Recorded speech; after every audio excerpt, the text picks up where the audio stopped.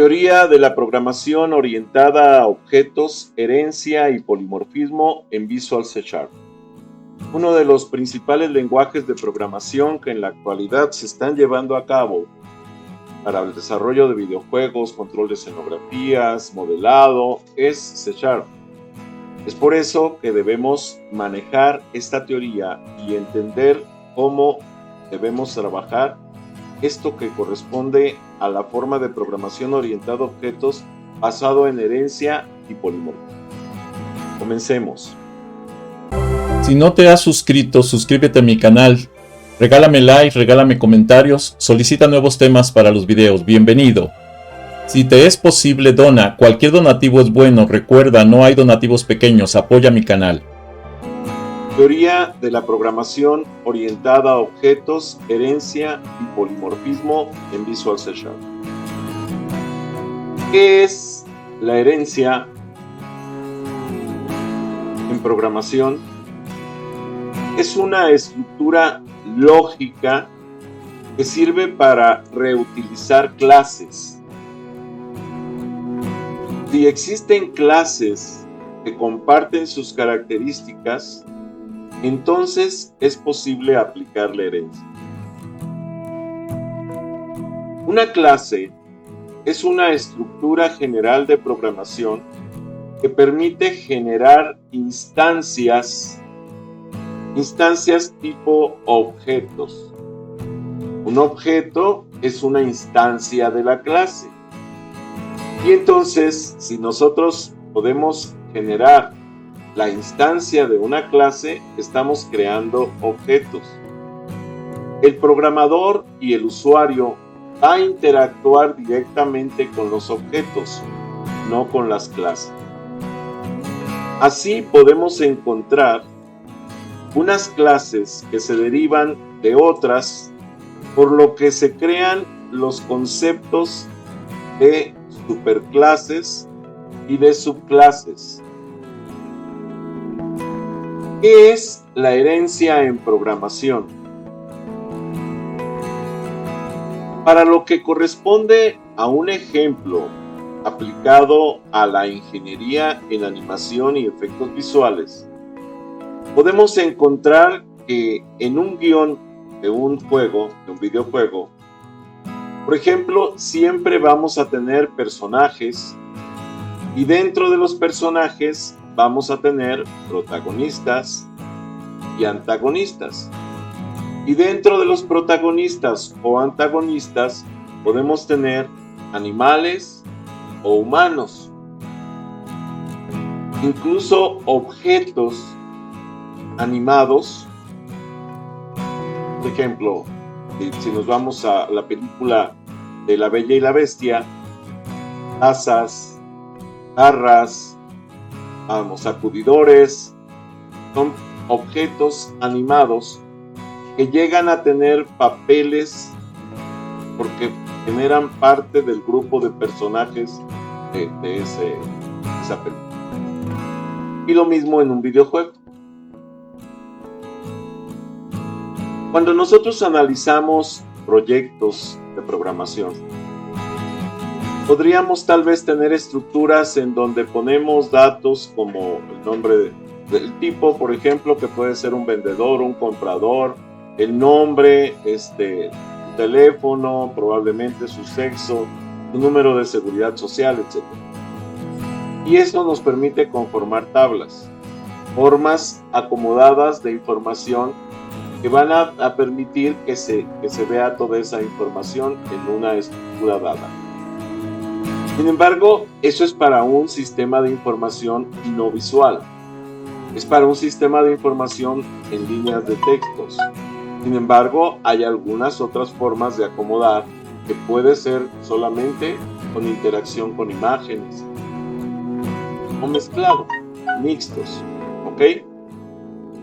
Por ejemplo, la estructura general de un proyecto en Visual C# nos lleva a dos áreas fundamentales: las clases y los formularios. Las clases y los formularios nos permite entender que podemos acomodar todo lo que necesitamos dentro de un proyecto de una manera simple a través de carpetas. Por ejemplo, si yo creo una carpeta para formularios, puedo entonces acomodar todos los formularios dentro de esa carpeta. Si yo creo una clase, también puedo, o una carpeta de clases, también puedo guardar todo dentro de esa carpeta de clases. O también otra estructura es que yo utilice namespaces para clases y namespaces para formularios. Esta estructura no es muy recomendable porque tendríamos que estar importando y exportando información de un namespace a otro. Lo más recomendable es entonces trabajar carpetas. Lo vamos a ver un poquito más adelante en otro video. Una forma de presentar gráficamente un proyecto en programación orientada a objetos es precisamente a través de lo que se conoce como diagrama UML. Diagrama UML, ¿sí? Esto es lenguaje unificado de modelado. Es lo que significa el UML. ¿Ok? El identificador, por ejemplo, vamos a tener una clase y la clase se llama persona. O sea, es una característica, ¿sí?, de un personaje que va a interactuar con directamente una escenografía. Entonces es una clase. Para un videojuego es fundamental. Los atributos de esa persona podemos tenerlos como apellido paterno, apellido materno, nombres, número de seguro social, sexo, procedimientos, operaciones o métodos, etc. O sea, hay que acordarnos que un personaje tiene la característica de que va a tener un guión dentro de la historia que queremos narrar en el proyecto que estemos desarrollando. Sea un proyecto para el manejo de los datos personales de un grupo de personas o sea un proyecto para el desarrollo de un videojuego. Siempre lo vamos a basar en un guión que nos va a decir qué es, cómo se comporta esa clase, esa persona, qué es lo que hace, etc. Dentro de la clase personas, yo puedo identificar, por ejemplo, dos tipos de personas en una empresa. Aquello que le llamo cliente y que tiene que tener ciertas características, además del apellido paterno, apellido materno, los nombres, el número de seguro social y el sexo, es igual para todos. Además, me va a decir qué tipo de atributos tiene como categoría, como códigos del pedido o los pedidos que tiene asociados, porque es un cliente que está haciendo algunas operaciones dentro de la empresa. Tiene sus propios procedimientos, como pueden ser operaciones o métodos, ¿sí?, la generación de código de pedido, etc. Eso no lo tiene un empleado, porque un empleado, a menos que se transforme en cliente, no va a tener pedido. Por otro lado, además de la persona, ¿sí?, la persona, o sea, otro tipo de persona va a ser el empleado, en donde el empleado, ¿sí?, es un tipo, por ejemplo, de contrato que tiene un sueldo asociado a ese contrato. Porque puede ser un obrero, puede ser un ayudante general, puede ser un coordinador de proceso, puede ser un supervisor, puede ser un jefe de área, etc. Entonces van a tener diferentes contratos y obviamente diferentes sueldos. ¿Qué operaciones va a tener? Pues una de ellas va a ser el cálculo del sueldo. Los clientes no tienen cálculo del sueldo porque no se les paga sueldo. Pero los empleados, sí, porque se les paga un sueldo, entonces tienen que ejercer esa acción del cálculo del sueldo. Entonces son las diferentes formas que se van heredando para formar al final de cuentas un objeto que puede ser un cliente o un empleado y que va a tener todos los datos de la clase persona, pero también va a tener, por ejemplo, si es un cliente, todas las características de la subclase cliente. Y así estamos definiendo entonces una jerarquización en las clases. La clase persona es la superclase, es inicial, y las otras son las subclases. ¿Ok? Procedimiento para estructurar proyectos orientados a objetos con clases, superclases y formularios.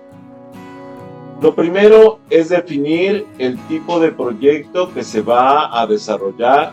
El más común para la programación en Visual C# es el Application Windows Forms, que es un proyecto de desarrollo para escritorio, para que pueda trabajar ese proyecto en el escritorio. ¿Está claro? Esto es el desarrollo de aplicación de Windows basados en formularios. Hago la aclaración de que esta grabación la estoy haciendo en clase directa frente a un grupo del Tecnológico de Superiores de Chimalhuacán de animación digital. Para estos ejercicios vamos a desarrollar ejercicios de este tipo, por lo que se deben crear proyectos nuevos con application. Ahí tiene un error, dice application Windows Forms. Hago la aclaración de que estoy grabando frente al grupo porque de pronto se oyen algunos ruidos en la grabación, pero es por la convivencia con el grupo. El grupo está presente en este momento que estoy haciendo la grabación. Hago la aclaración también porque se va a publicar todo el canal, entonces pues va a haber gente que no entienda por qué eso. ¿Okay?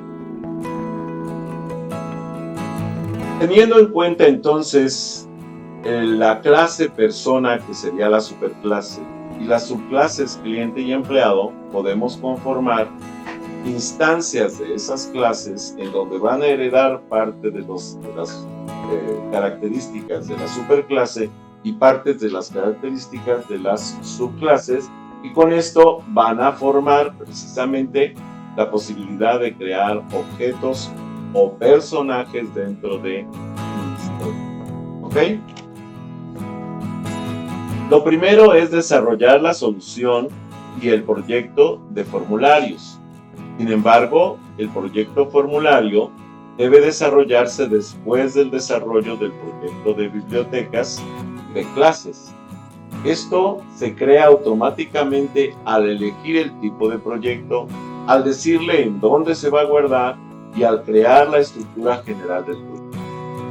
Eso lo vemos en un video posterior, en donde vamos a desarrollar la estructura de un proyecto multimedia basado en 7 tipos de áreas de almacenamiento. Eso lo vamos a ver un poquito más adelantando. Las áreas que normalmente manejamos con clases, con formularios, bases de datos, imágenes, sonidos, videos y archivos. Archivos de texto que pueden ser documentos que nos permitan explicar el funcionamiento de algún área del proyecto. ¿Ok? La primera clase será entonces clase persona, en este caso, que es la superclase. Derivadas de esta, desarrollaremos 2 clases más, una clase cliente y una clase empleado, que derivan de la clase persona y que tanto los empleados como los clientes heredan de la clase persona. Crear el proyecto de biblioteca de clase y dentro del proyecto crear de la clase persona, podemos entender lo siguiente.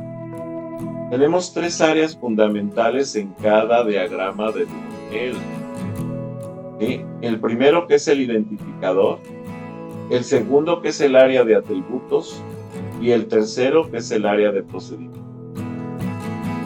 Esa estructura la conservan todos los diagramas UML. cada representación de cualquier cosa como clase en el UML tiene que tener esas tres estructuras: identificador, atributo y procedimiento. ¿Okay? Crear la clase entonces es declarar los atributos, refactorizar los atributos para generar las propiedades y después declarar los procedimientos, operaciones o métodos. Sin embargo, esta clase no tiene ni procedimientos, ni operaciones, ni métodos. Simplemente aquí lo estamos numerando y vean que no está nada, no tiene nada. Nada más tenemos el identificador, el atributo, y tiene declarada el área para procedimientos o métodos, pero no los está. Ahora, vamos a crear la subclase cliente. Es una clase derivada de persona. También va a tener su identificador, su atributo, categorías, código de pedido. Pero además, aquí sí tiene procedimientos de operación o métodos que son generar su código de pedido. Esa es la diferencia. Crear la clase cliente, entonces refactorizar los atributos para generar las propiedades y después declarar los procedimientos, operaciones o métodos. Para este ejemplo, se crea un procedimiento para generar el código de pedido. De algún modo voy a generar este código de pedido, ¿ok? El código de programación para generar el cálculo del código del pedido, por ejemplo, me dice public void generar código de pedido y me dice is.código de pedido de código más is apellido paterno punto substring 03. ¿Esto qué significa? Voy a extraer desde la posición 0 hasta 3 caracteres. En mi caso, C me va a poner código, o sea, C. Pero yo mi apellido paterno Valencia. Entonces va a extraer desde la posición 0 la V, la A y la L. 3. Entonces el código que va a generar va a ser C al. Porque así estoy generando el código para este. Y después agregaré un número para identificar si es el 1 o no es el 2. La herencia. Para que la clase cliente herede de la clase persona, hay que utilizar una estructura en donde digo, mira, public class cliente, dos puntos persona. ¿Qué significa? La clase padre, la clase heredada, la clase hija, es persona. Yo voy a trabajar, por ejemplo, a lo mejor dentro de persona, y voy a trabajar dentro de cliente, pues no tiene caso que ponga dos puntos persona, porque realmente voy a trabajar en la superclase, almacén.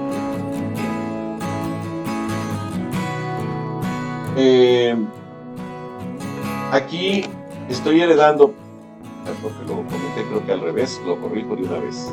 Persona es la superclase y cliente es la clase en la que estoy trabajando. Entonces esto quiere decir que el cliente está heredando de persona todos los atributos de la superclase, de la clase persona. ¿Okay? Si no te has suscrito, suscríbete a mi canal. Regálame like, regálame comentarios, solicita nuevos temas para los videos. Bienvenido. Si te es posible, dona. Cualquier donativo es bueno. Recuerda, no hay donativos pequeños. Apoya mi canal. Tenemos un formulario de cliente, como diseño de formulario, una forma de guión gráfica de guiarme que voy a poner en cada lugar. Entonces aquí yo sé que por medio de un label, pero le voy a poner el nombre de, está haciendo aquí, me dice que está mostrando los clientes. Y luego con otro label voy a poner aquí apellido paterno. Y luego aquí voy a poner apellido materno. Y acá voy a poner nombres. Y en estos text box voy a poner los datos. Apellido paterno, apellido materno y nombres. Y aquí voy a poner los datos. Esto es, luego aquí voy a poner el sexo. Masculino, femenino. Nombre de seguridad social. Entonces aquí pongo el número. Categoría, y aquí pongo el número. Código de pedido, y aquí pongo el número. Voy a hacer una aclaración porque actualmente por los lenguajes incluyentes ya muy difícilmente se utiliza la palabra sexo. Ahora se utiliza normalmente género. ¿Sí? Pero porque también hay muchos géneros ya declarados. Entonces por eso es que a lo mejor no solamente es poner hombre-mujer, sino que a lo mejor pueden poner otro tipo de géneros de acuerdo a cómo vaya avanzando este detalle de la inclusión. No choca con lo que estamos haciendo, simplemente hay que tener cuidado con esta palabrita para irla actualizando de acuerdo a los requerimientos de lo que se vaya a utilizar. ¿De acuerdo? Luego viene aquí una tabla en donde me va a mostrar los clientes que más o menos concuerden con la descripción acá, en donde me puede mostrar los pedidos que tenga, porque un cliente puede tener a lo mejor varios pedidos. Entonces, apellido paterno, materno, nombre, ¿sí? Género, el número de seguridad social, la categoría y los códigos de pedido que tenga asociados. Puede ser 1 o N. Enseguida vamos a crear las clases como la clase empleado. Esto es un identificador, empleado, el atributo, que es el tipo de contrato o sueldo, y el procedimiento, que son las operaciones para el cálculo del sueldo, que es empleado. Si se dan cuenta, es una estructura muy similar a la de cliente, solo que acá, en lugar de calcular código, calcular el sueldo. Declarar la clase empleado, refactorizar los atributos para generar las propiedades, después declarar los procedimientos, operaciones o métodos. Para este ejemplo se crea un procedimiento llamado calcular. El código, por ejemplo, de programación para generar el cálculo del sueldo sería si este tipo de contrato es del tipo C, por ejemplo, podemos tener un montón de tipos de contrato, A, B, C, D, pues cada uno tendrá un sueldo distinto. Entonces, este sueldo va a ser igual al sueldo base más un bono por el tipo de trabajo que está llevando a cabo dentro. De otro modo, entonces, si es del tipo N, se le va a dar el sueldo base más esa bonificación de servicio. Es un ejemplo de cómo se puede hacer esto. O de otro modo, simplemente el sueldo cero, porque a lo mejor no está definido, que ya es una situación que se... Es una forma de evitar errores, siempre que damos la alternativa de que, oye, si no lo encuentras, pues ponle de esta otra manera. Ahora, con respecto a la herencia, para que la clase empleado herede de la clase persona, hay que utilizar, decíamos, la estructura public class, la clase va a ser pública, empleado, los puntos, persona. Ahora, al desarrollar el formato del formulario con base de diseño, tenemos que este es el diseño para empleados. Y si es el diseño para empleados, entonces resulta que tenemos aquí lo que es el tipo, en este caso va a ser como empleado, va a ser un vendedor, número de seguro social, el género, los nombres, el apellido, paterno, materno y el tipo de contrato para saber cuál va a ser el sueldo que le tengo que calcular. ¿Queda claro? Y aquí pues voy a poner los empleados que me aparecen en la tabla. Ahora, después de incorporar todos los elementos gráficos, debemos darle nombre o renombrar cada componente con la notación camello. Ejemplo, label nombres, LBL nombres. Esto es la L mayúscula y la N mayúscula de cada vocablo utilizado. Para identificar los tipos o los nombres sin necesidad de caracteres especiales. La idea es evitar el uso de caracteres especiales. Ahora, el textbox nombres, txt nombres, con la T mayúscula, la N mayúscula. Todas las estructuras deben tener nombres identificados con su acción para facilitar el mantenimiento del software. Por otro lado, al incorporar las referencias del proyecto de clases en el proyecto de formularios, para esto debemos ir a un proyecto formulario, dar clic con el botón derecho, las referencias y elegir los proyectos o clases que queremos utilizar. Nosotros podemos agregar las clases dentro del proyecto poniendo using y el using system, etc. De esa manera va a ir generándose la estructura completa del proyecto. El desarrollo del código en formularios, crear el programa principal main para cargar el formulario, dándole el control del sistema al formulario con la instrucción show dialog. ¿Qué significa la instrucción show dialog? Significa muestra el formulario, pero además este formulario le estoy dando la capacidad de dialogar con el usuario para que tenga el control del sistema. Por eso es el show dialog. Por eso no utilizo solamente el show, porque el show me permite mostrar un formulario, sí, pero no me permite esa interacción con el usuario. Para poder crear entonces un programa principal main, se requiere al menos que sea static void. Pero si va a ser el programa principal de todo el proyecto, puedo hacerlo público. Entonces public static void main y funciona perfectamente. Aquí me voy a ir a la carpeta formularios, voy a buscar el formulario, en este caso orientado a objetos, formulario inicial, igual a new frm programación orientada a objetos, o también le puedo poner formularios.form programación orientada a objetos, para lo mismo. Y después el formulario inicial, así le puse por nombre a esa instancia. El objeto que estoy creando aquí es el formulario inicial. Formulario inicial.showDialog, para que se muestre el formulario en pantalla y pueda empezar a interactuar con él.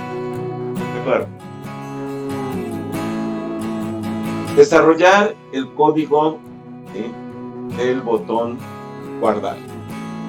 Yo quiero guardar, por ejemplo, algo que tengo en una estructura del formulario. Yo lo dejo ahí, el formulario al momento que se cierra se pierde. Pero si yo quiero guardar esa información, pues la puedo guardar en una variable, una base de datos, un archivo. Y entonces me lleva a un procedimiento privado que va a funcionar solo dentro de ese formulario. Entonces este procedimiento dice private void btn guardar. Esto quiere decir que va a estar asociado a un botón que se va a llamar guardar, y en su evento principal del botón que se llama click. Entonces estoy asociando el evento click al botón para que cuando yo le dé clic al botón ejecute este código. Primero me está pidiendo que tome la clase empleado vendedor1 igual a new clase.empleado. Dentro de vendedor1 estoy creando la variable, o estoy utilizando la variable apellido paterno 1. A esa variable le estoy asignando lo que escribió el usuario en el text box apppattern.text. La otra parte es vendedor 1 apellido materno, y estoy guardando lo que escribió en el text box. Vendedor 1.nombres, los nombres del text box. Vendedor 1 número seguro social, lo que escribió de número social ahí. Vendedor 1.sexo 1 combo sexo.text. Esto es Este combo significa que puedo elegir entre varias opciones. Las opciones normales que voy a poner ahí van a ser masculino, femenino, y entonces voy a escoger una de ellas. No necesito entonces ni siquiera teclarlo, simplemente elegir una de las opciones. Luego el siguiente me dice vendedor 1 tipo de contrato, y entonces combo tipo contrato punto C, en donde el combo tipo contrato es una lista de opciones que yo le pongo. Empleado tipo A, tipo B, tipo C, tipo D, etc. Eso es un selector. Yo digo, mira, a este empleado le toca la opción C. Además, vendedor 1 tipo 1, combo tipo texto. Este es otro en donde estoy dando el nombre. Oye, es tipo C, donde corresponde ser, no sé, auxiliar. Yo le pongo el nombre auxiliar. Y así voy creando los datos que necesito para que quede identificado el empleado, en este caso. Y por último viene el vendedor 1, calcular sueldo, donde me dice que este 750 es un parámetro que estoy pasando para decirle, mira, por el tipo de empleado le tocan un bono adicional de 750. ¿Ok? Entonces pone su sueldo base más este parámetro que le estoy pasando.